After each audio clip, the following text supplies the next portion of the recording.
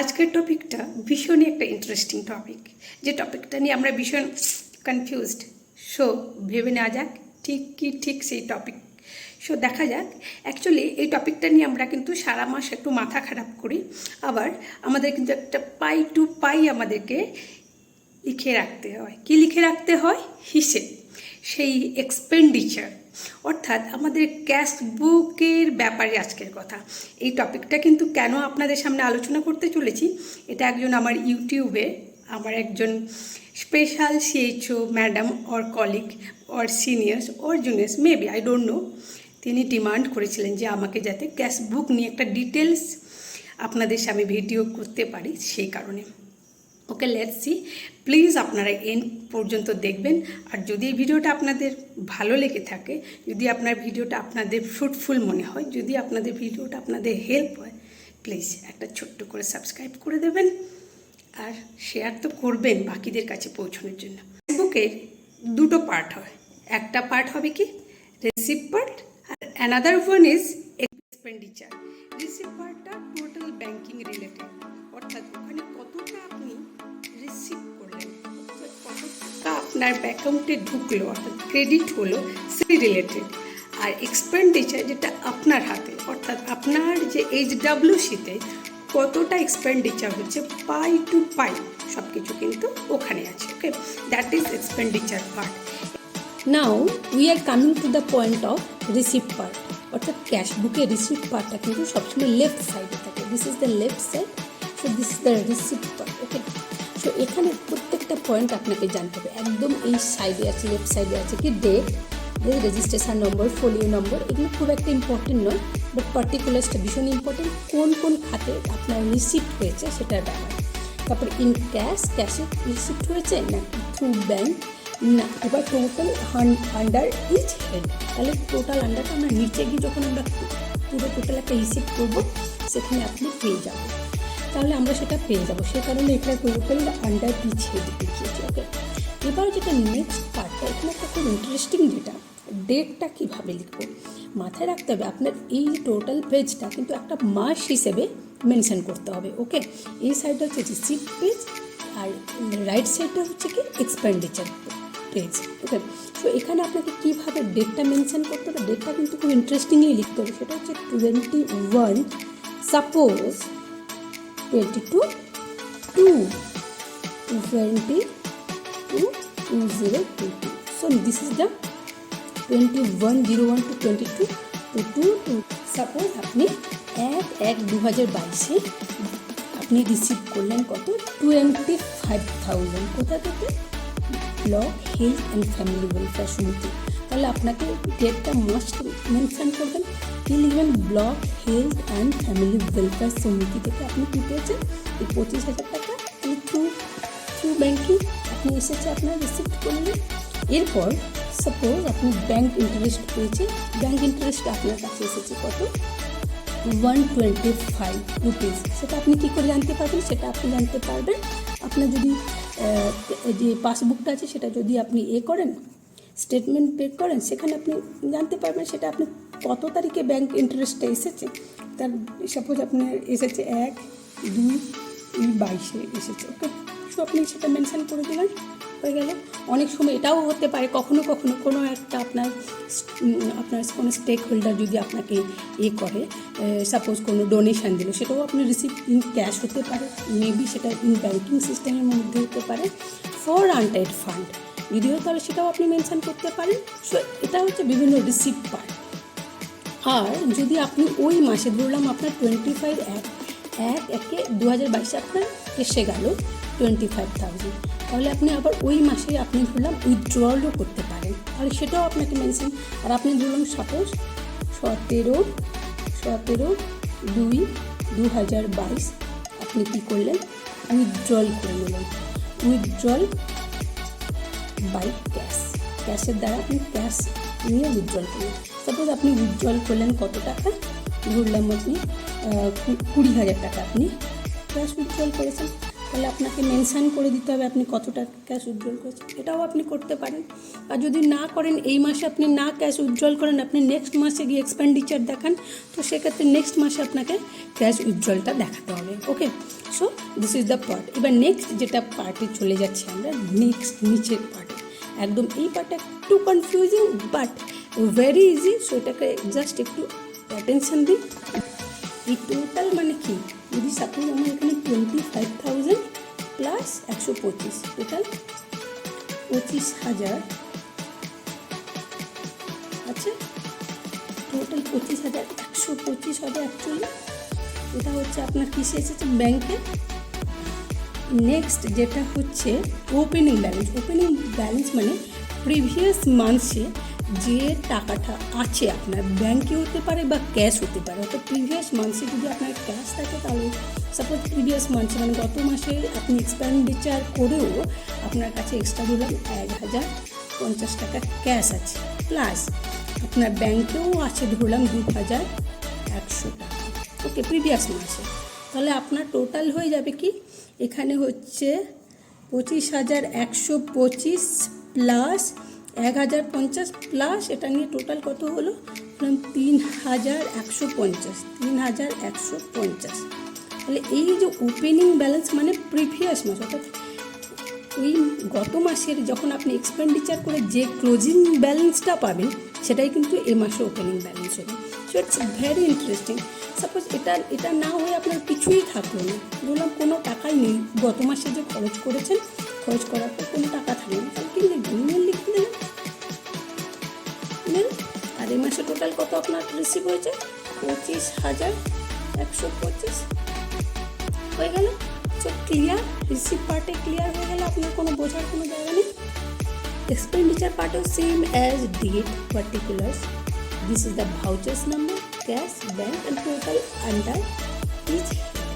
এই পার্টিকুলার্সটা খুব ইম্পর্টেন্ট, বিশেষ করে এক্সপেন্ডিচার পেজে, বিকজ অফ এখানে আমরা সবাই কী করি, কত কি এক্সপেন্ডিচার করলাম তার একটা টোটাল একটা হিসেবে এর মধ্যে থাকা হয়, ওকে।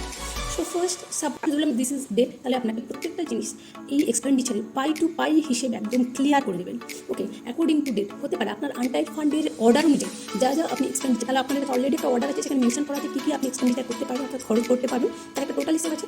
তো অ্যাকর্ডিং টু সেই হিসেব অনুযায়ী আপনাকে কী করতে হবে, মেনশন করতে হবে, অর্থাৎ কোন ডেটে, অর্থাৎ ওই পার্টিকুলার মান্থে, যে মান্থে আমি ওই পাশে ডেট লিখেছি, আপনি এই পাশে সেম এজ লিখে দিতে পারেন 21/02/2002 আর 2/20/02/2002, সেটা লিখে নিলেন।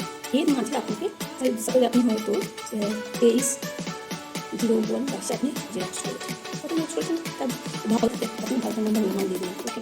কত ক্যাশ এবং 175 টাকা আপনি জেরক্স করলেন, দাম। তারপরে সাপোজ আপনি 29/1/22 আপনি মেডিসিন ক্যারিং কস্ট লিখেছেন, মেডিসিন ক্যারিং কস্ট বলে লিখে দিন, কত কিসের দিন, মেডিসিন ক্যারিং কস্ট। তাহলে আপনার টাকার জন্য একটু করে আপনি কী করলেন, 200 টাকা নিচ্ছে, যা জানিস এটা সাপোজ আমি প্রত্যেকটা জিনিসের সাপোজ এক্সাম্পল দিচ্ছি, এটা কোনো কনফার্ম নেই। প্রত্যেকটা জিনিস কিন্তু ক্লিয়ার মেনশন করুন, বারবার একদম ক্লিয়ার করে রাখলে আপনি কিন্তু কোনোদিন কোনো প্রবলেম করবেন না, ওকে। আর এখানে কিন্তু বেশি একটা ব্যাংকে মানে এই বেশি এই যে কলাম থাকে সেটা ইউজ হয় না, বাট এই পরপর আপনার ভাউচার 1, 2, ভাউচার 3, ভাউচার 4, ভাউচার 5 যা যা আছে পরপর আপনার অ্যাকর্ডিং টু ভাউচার আপনি যা যা এক্সপেন্ডিচার করছেন সেটা পরপর আপনি মেনশন করবেন। আর যদি আপনার ধরুন ক্লিনিং পারপাস লিখে দেবেন যে HWC ক্লিনিং পারপাসে আপনি এত টাকা করেছেন, যদি ওয়াটার পারপাসে আপনি করেছেন, বা ইলেকট্রিক বিলের জন্য আপনি এত টাকা, ইলেকট্রিক বিলের হচ্ছে আপনার এটা নাম্বারটা, আইডি নাম্বারটা লিখে দেবেন, কোন মাসের জন্য করছেন সেটা মাস্ট মেনশন করে দেবেন, ওখানকার যে ডিটেলস আছে সেটাকে আপনি মেনশন করে এত টাকা আপনার এক্সপেন্ডিচার করেছেন, ধরুন 600 টাকা আপনি বিল দিয়েছেন সেটা করে দিলেন, ওকে। এই টোটাল হয়ে গেল, এটা হচ্ছে টোটাল এক্সপেন্ডিচারের একটা ডিটেলস আপনার কাছে একটা ক্লিয়ার হয়ে গেল, ওকে। নেক্সট যে পার্টটা হলো, সাপোজ আপনি অলরেডি ওখানে কত টাকা রিসিভ করেছেন, 25,000 প্লাস 125 হচ্ছে আপনার ব্যাংক ইন্টারেস্ট। তাহলে এখানে কি হবে, এইখানে যে পয়েন্টটা আপনি এখানে যদি সাপোজ ধরলেন যে টোটাল আপনার এই হিসেব টিসেব করে যদি সাপোজ আপনার এখানে খরচ হয়ে গেল ইন ক্যাশে কত, 27,250 আপনার খরচ হয়ে গেল। তাহলে আপনার ওখানে 25,125 ছিল টোটাল, তাহলে টোটাল যে খরচটা কত হলো, টোটাল এক্সপেন্ডিচার হলো আপনার 27,250, ওকে। আর আপনার ওপেনিং ব্যালেন্স ছিল কত, তাহলে আপনার ওখানে আপনার ওপেনিং ব্যালেন্সটা কত ছিল সেটা আপনাকে দেখে নিতে হবে এখন।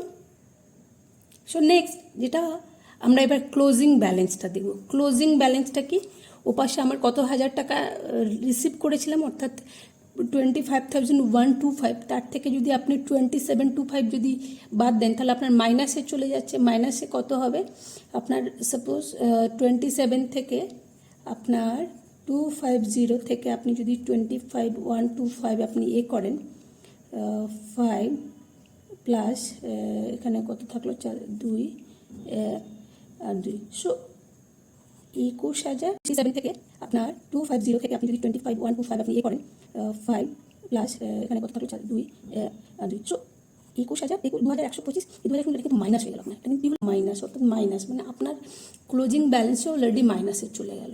তাহলে এটা আপনাকে মাথায় রাখতে হবে।